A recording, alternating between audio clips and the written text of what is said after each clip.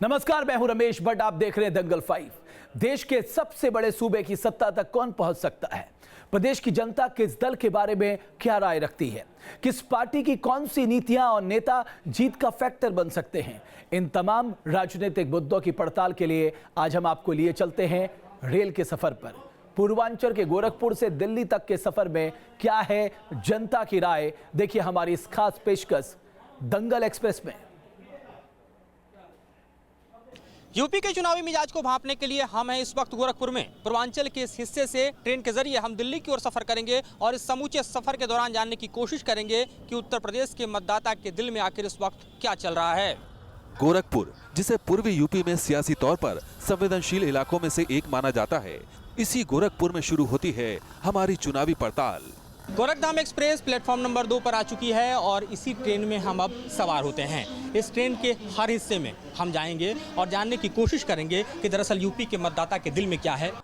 देश की जनता के बीच राजनीतिक राय की नब्ज टटोलने का सबसे उम्दा माध्यम है हमारी रेल। इसमें साधारण डिब्बे में सफर करने वाले गरीब मजदूर हैं, स्लीपर में सफर करने वाला आम आदमी है, तो एसी क्लास में सफर करने वाले संपन्न लोग भी हैं। सबसे पहले चलते हैं जनरल क्लास में। ये बताओ कि इस बार यूपी में चुनाव किन मुद्दों पे होगा? भाई शिक्षा पे अगर व्यवस्था सही करेगी तो जाहिर सी बात है यहाँ पे सब लोग सही रोजगार मिलेगा। क्या है युवाओं का मुद्दा इस बार के चुनाव में? भ्रष्टाचार। तो क्या करते हो? काम करते हैं। कहाँ पे काम करते हो? दिल्ली। क्या स्थिति है रोजगार की, भ्रष्टाचार का? पिछले 5 साल में कुछ हुआ है? क्या हुआ? कुछ नहीं हुआ हमारे हिसाब से। यहाँ पे जो चुनाव हो रहा है ये जातिवाद चुनाव लड़ते हैं यहाँ पे, ठीक है ना। उत्तर प्रदेश में यहाँ पे रोजगार कोई नहीं देख रहा है, यहाँ सिर्फ जातिवाद देखते हैं। वोटिंग से पहले तो यहाँ पे विकास का मुद्दा होता है सर यूपी में, लेकिन कह रहे हैं कि जो मुद्दे हैं, भ्रष्टाचार है, महंगाई है, विकास है, वो इस जूते की तरह आसमान में लटका है। वोट जो होगा वो जात पे। हाँ जी सर, बिल्कुल सही सर। अखिलेश सरकार का 2 चीज़ हमें बहुत अच्छा लगा, जो 108 और 100 नंबर वाला जो डायल किया गया है, ये करप्शन के कुछ सही रास्ते हैं। जो हर जगह कोई भी बवाल वाल होता है तो इसमें संभालने में मदद उनकी करे। ये चीज़ 2 चीज़ हमें बहुत अच्छी लगी उनकी। ये बताइए कि उत्तर प्रदेश में चुनाव के मुद्दे क्या हैं इस वक्त? महिलाओं के हिसाब से पूछें, युवाओं के हिसाब से अगर आपसे पूछें। यहाँ की सरकार मतलब कानून जो भी वो ठीक तरीके से नहीं है। पुलिस स्टेशन में जाते तो वो कहते इस चीज़ पे कार्रवाई ही नहीं हो पाएगी, कहते आपस में निपट लो ये लोग। मेरे हिसाब से यहाँ का कानून व्यवस्था बहुत ही बिगड़ा हुआ है, बहुत ही बेकार है। मुद्दे तो बहुत हैं, हर आदमी परेशान है। कोई पार्टी जीतती है, यहाँ का विकास नहीं हुआ कभी। क्या मुद्दा होगा इस बार? हमारे यूपी में बेरोजगारी है, कोई काम नहीं हुआ, केवल दिखावा के लिए हुआ है, पब्लिक को धोखा दिया गया है। सर क्या पड़ा नोटबंदी का आपके इलाके में? पेमेंट हो रहा है, कैश नहीं हो रहा है। पब्लिक कैश की वजह से परेशान रहता है, कैश चाहिए मुझे। नोटबंदी से तो लोग परेशान हैं, लेकिन सिर्फ यूपी में ही क्यों? मुझे तो कुछ ऐसा लगता है कि मतलब ऊपर से पैसा आ रहा है, लेकिन राज्य सरकार अपना पैसा देने नहीं देती कि मोदी का नाम खराब हो। परेशानी रही, पैसे बंदी होने में बहुत ज़्यादा परेशानी हुई है। इसमें काम धंधे ठप हो चुके हैं बहुत ज़्यादा। गोरखपुर से आने वाली इस ट्रेन के जनरल डिब्बे में चलना भी मुश्किल था। काफी लोग खड़े खड़े सफर कर रहे थे। इनसे हमने पूछा कि नोटबंदी से कुछ परेशानी हुई है क्या। अब हम स्लीपर कोच की तरफ जरा दाखिल होते हैं और यहाँ भी बैठे हुए तमाम लोगों से बातचीत शुरू करते हैं। क्या है यूपी में चुनाव का मिजाज अगर आपसे पूछना जाए? हमारे मत के अनुसार मोदी जी अच्छा काम किए हैं। जात पात से धर्म से उठ के चुनाव होगा, विकास के नाम पे चुनाव होगा। केंद्र में भाजपा है तो यूपी में भी भाजपा रहे तो शायद अच्छा काम हो। किस तरह की स्थिति है? स्थिति यहाँ तो बहुत खराब है, तो भ्रष्टाचार है। दूसरी बात है जो बड़े हैं वो मनमानी करते हैं, छोटे लोग मार खा जाते हैं। सांसद का बेटा पा रहा है, विधायक का बेटा पा रहा है टिकट। आप कहाँ से हैं? बस्ती। बस्ती से।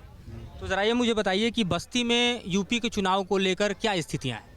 बहुत उत्सुकता है जनता में सरकार बदलने के लिए। सरकार बदलने की उत्सुकता जी। है। क्या मुद्दे हैं दरअसल जिसको लेकर आप लोग चाहते हैं कि सरकार का हिसाब किताब? विकास। डॉक्टरों की संख्या, नर्स की संख्या, पैरामेडिकल के स्टाफ, ये सब पर्याप्त संख्या में यूपी के सरकारी अस्पतालों में है क्या? नहीं। क्या कहते हैं? नहीं, कम नहीं है पर्याप्त मात्रा। मतलब स्वास्थ्य की स्थिति लचर है, कह सकते हैं। लचर ही है। यहाँ पे बुनियाद जब चुनाव आते हैं तब वो जातीयता पे सिमट जाती है, तो वो चुनाव पे प्रभाव डालता है वो जातीयता समीकरण जो है। बहुमत की स्थिति दिखाई नहीं दे रही है। बहुमत की स्थिति साफ साफ दिखाई पड़ रही है। हाँ, हर तरह से भाजपा की सरकार आएगी। तो साहब आप क्या कहते हैं? कतई नहीं, किसी भी पार्टी को स्पष्ट बहुमत नहीं मिलेगा। तो कुछ कंफ्यूजन भी है या क्लियर कट चीजें दिख रही हैं? अरे सपा ने तो सिर्फ जातिवाद फैलाया है। फिलहाल जिस हिसाब से शासन चल रहा है अखिलेश यादव जी का, उस हिसाब से मुझे लगता है, मेरा ओपिनियन है, खुद का ओपिनियन है कि विकास के नाम पर भी वोट मिलेंगे उनको। ट्रेन आ पहुंची है हमारी अब लखनऊ, नवाबों के शहर में हम आ पहुंचे हैं, लेकिन ये यूपी की राजधानी भी है। और इस तरह पूर्वांचल के समूचे हिस्से में राजनीति की नब्ज को टटोलती हुए ये ट्रेन अब वहां आ पहुंची है जहां के लिए सत्ता की सबसे बड़ी लड़ाई हो रही है। यूपी चुनाव के मुद्दों की पड़ताल करते हुए हम अब इस वक्त थर्ड एसी में मौजूद हैं। मुद्दे क्या हैं, किन मुद्दों पर आपको लगता है कि इस बार वोट होगा? जो मुद्दा होना चाहिए वो तो एक भ्रष्टाचार के खिलाफ हो। लाइन एंड ऑर्डर जैसे यूपी में एकदम बिगड़ चुका है। नहीं, भ्रष्टाचार कम होना चाहिए, सबसे बड़ा मुद्दा यही है। जैसे मैं भी जॉब करता हूँ, अभी अपना कुछ खोलना चाहता हूँ, स्टार्टअप करना चाहता हूँ, उसके लिए पिछले 15 दिन से मैं कंपनियों को चक्कर लगा रहा हूँ, ऑफिस को चक्कर लगा रहा हूँ। हर जगह फाइल इस पोर्शन से उस पोर्शन जाने के लिए बहुत टाइम लग रहा है। पिछले 5 साल में आपको लगता है चीज़ें बेहतर हुई हैं?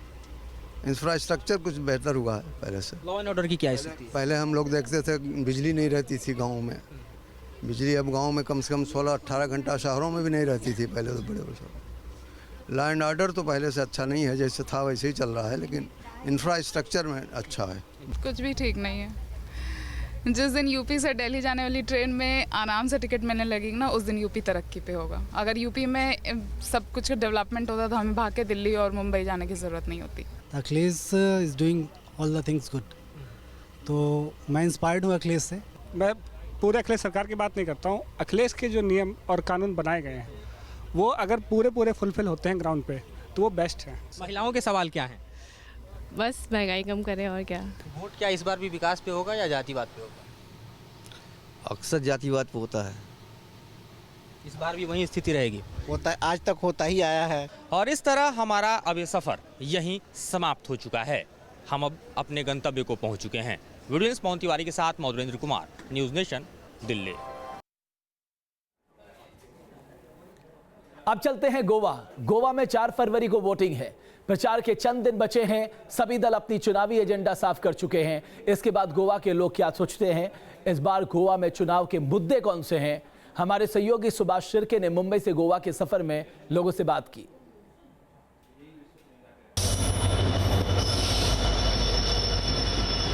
मुंबई से गोवा ट्रेन रूट के जरिए जुड़ा हुआ है। रोज हजारों लोग ट्रेन से गोवा तक सफर करते हैं। 600 किलोमीटर से ज्यादा के इस सफर में न्यूज स्टेशन ने गोवा के रहने वाले लोगों से चुनावी चर्चा की। सफर की शुरुआत हुई मुंबई से।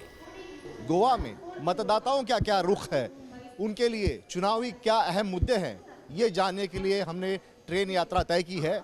और जनशताब्दी एक्सप्रेस से हम जाएंगे मुंबई से मड़गांव तक और जानेंगे मतदाताओं का रुख। तो चलिए मेरे साथ चुनाव यात्रा के लिए। जनशताब्दी एक्सप्रेस से गोवा जा रहे मुसाफिरों की तलाश में हमें युवाओं का एक ग्रुप मिला। इस बार गोवा में 65% से ज्यादा युवा वोटर मतदान करने वाले हैं, लिहाजा हमने नौजवानों से ही चुनावी चर्चा की शुरुआत की। जनशताब्दी एक्सप्रेस में हमारी यात्रा शुरू है और हम कुछ यहाँ पे लोग हैं, उनसे बात करेंगे जो गोवा से हैं, गोवा के मतदाताओं में से एक है और खासकर ये युवा लोग मतदाता हैं यहाँ पे, उनसे बात करेंगे।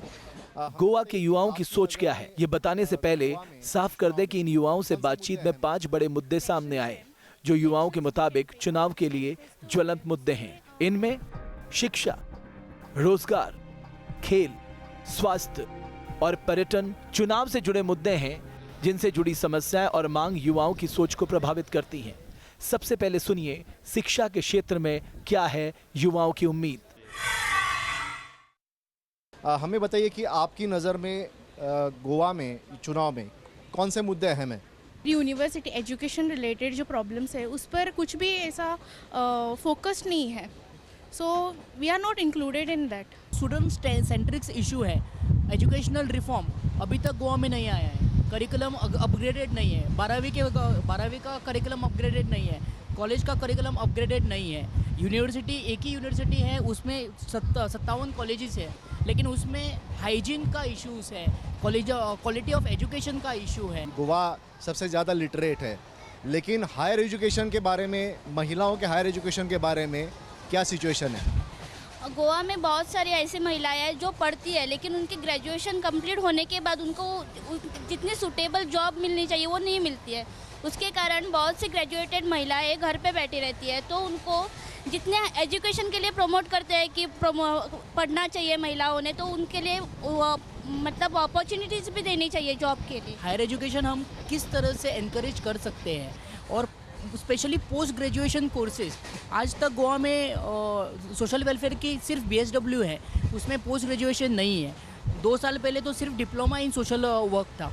तो इस नए कुछ कौन से कोर्सेज हम ला सकते हैं, टूरिज़्म सेंट्रिक कौन से हम कोर्सेज ला सकते हैं हायर एजुकेशन के लिए, माइनिंग इंडस्ट्री सेंट्रिक कौन से हायर एजुकेशन के लिए कोर्सेज ला सकते हैं, उसके बारे में सरकार, आने वाली जो सरकार है उसको डेफिनेटली विचार करना पड़ेगा। वैसे साक्षरता दर के हिसाब से गोवा सबसे विकसित राज्यों में शुमार है, लेकिन युवाओं को उम्मीद है कि सरकार को शिक्षा के स्तर में सुधार के साथ साथ रोजगार परक शिक्षा पर ज्यादा ध्यान देना होगा। मेनली तो यूथ के लिए होना चाहिए। मेन मतलब यूथ अगर सपोज जो पास आउट हो जाते हैं, उन्हें मेन क्या रहता है, अपने को जॉब कहाँ मिलेगा, गोवा में मिलना चाहिए, और यहाँ कमी है, बहुत कम है। मतलब हमको कभी जॉब चाहिए तो हमको गोवा के बाहर जाना पड़ता है। मेजर मुद्दा तो स्टूडेंट्स को अगर कोई मुद्दा है तो फिर वो तो जॉब्स का है। लास्ट टाइम अगर देखने गए तो जो गवर्नमेंट आई है, बीजेपी की गवर्नमेंट, उन्होंने 50,000 जॉब्स प्रॉमिस किए थे। जॉब्स नहीं है, लोग ज़्यादा बेकार हो रहे हैं। एम्प्लॉयमेंट की डेफिनेशन होनी चाहिए कि हम किस तरह के एम्प्लॉयमेंट जनरेट करने वाले हैं। करीब 18 लाख की आबादी वाले गोवा में पर्यटन के क्षेत्र में सबसे ज्यादा रोजगार है। गोवा के युवाओं की मांग है कि सरकार पर्यटन और खनन जैसे क्षेत्र में रोजगार बढ़ाए। टूरिज्म और माइनिंग, इसके अलावा और कोई फोकस होना चाहिए? कैसीनोज तो बंद होना चाहिए, क्योंकि आपको पता है वहाँ पे क्या होता है, गैम्बलिंग होती है। आमतौर पर देश के कई दूसरे हिस्सों से ज्यादा साफ सुथरा माना जाने वाला अहम पर्यटन प्रदेश है गोवा, लेकिन युवाओं का कहना है कि स्वास्थ्य से जुड़े कई मुद्दों पर काम करना अभी बाकी है। मुद्दा बहुत इम्पोर्टेंट है, हेल्थ इशू, हेल्थ फैसिलिटीज़ बहुत कम हुए हैं। ये दूसरा मुद्दा है, वुमेन एम्पावरमेंट नहीं है गोवा में। जैसे कि सैनिटरी नैपकिन्स होने चाहिए पड़ते हैं इन वेरियस लोकेशंस, वो नहीं है। स्वच्छ भारत अभियान की बात होती है पर टॉयलेट्स नहीं है। स्पोर्ट्स यूनिवर्सिटी सब जैसे होने चाहिए, क्योंकि यहाँ गोवा में सबसे ज़्यादा फुटबॉल होते हैं, पर यूनिवर्सिटी ऐसे जो एक जगह हो सके जहाँ से हम सब कुछ स्पोर्ट्स वगैरह भी कर सकते, वो रहना चाहिए। स्पोर्ट्स को इनकरेज करने के लिए कोई एफर्ट्स हमें दिख नहीं रहे हैं। इसके अलावा युवाओं का कहना है कि प्रदेश में किसी भी राजनीतिक दल ने अपना मैनिफेस्टो बनाने से पहले युवाओं से संपर्क तक नहीं किया है। ऐसे में उच्च शिक्षा के मौके बढ़ाने से लेकर महिला सुरक्षा तक के मुद्दों पर किसी दल की ओर से कोई खास वादा नहीं किया गया है। क्या नोटबंदी की तकलीफ हुई है आपको? हाँ, थोड़ी फिलहाल तो तकलीफ हुई थी। आपको तकलीफ हुई है? बहुत ज़्यादा गलत हो गया। मतलब जिस दिन हुआ था उसके दूसरे दिन लोगों के पास कुछ नहीं था, पैसे हो के भी मतलब नहीं है, ऐसा लग रहा है। जब भी एक रिफॉर्म होता है तो तकलीफ होती है। साफ तौर पे गोवा में जो आयराम गैराम जो संस्कृति है राजनीतिक, उसको भी विरोध किया है और कई बेबाक चीज़ें उन्होंने कही है। टूरिज़्म और माइनिंग के बारे में भी उन्होंने कहा है। टूरिज़्म खासकर जो ड्रग्स है वो गोवा में बिल्कुल बंद हो जाने चाहिए और तुरंत ये होने चाहिए, क्योंकि इससे तकलीफ युवाओं को है। वीडियो जर्नलिस्ट सिद्धेश वासके के साथ सुभाष शिर्के, न्यूज़ नेशन, पणजी।